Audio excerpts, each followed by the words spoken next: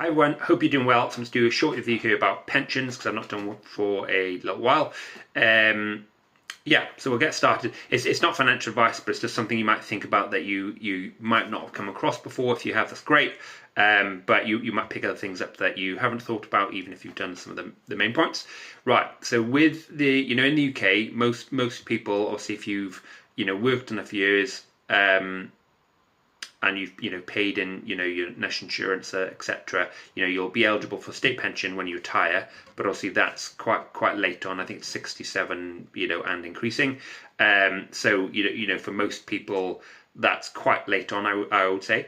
So that's a source of income, I suppose, when you get to that age. But unless you're planning to work full time until that age, you've got to think of obviously getting some income earlier, and maybe more income both earlier and even after the age of 67.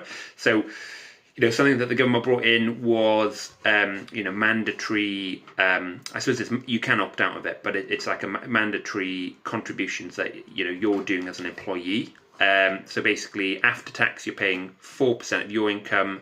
Employers paying 3%, and these are the minimums. But your 4% gets boosted up with tax relief up to 5%. So, if you were paying £40 a month after tax, it effectively get boosted up to £50 a month after tax. Because it's the equivalent of having £50 before tax then. So that's the very minimum. But obviously, again, most people are probably going to need that, more than that, unless you might get lucky, start very, very early, start working at 18 or something, and then, I suppose it's like, automatic saving, but also it would depend on, what fees you're paying, what indexes, etc. they're going in for.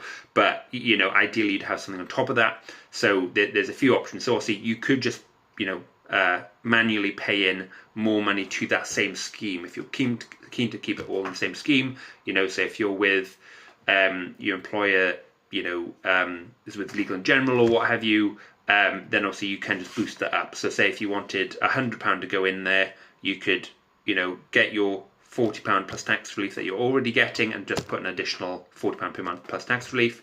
If you did something like a lifetime ISA, you can use those in retirement, so that's an option, and you get 25% bonus on top of that, which again is effectively tax relief, in the same way, so you're not really any better off.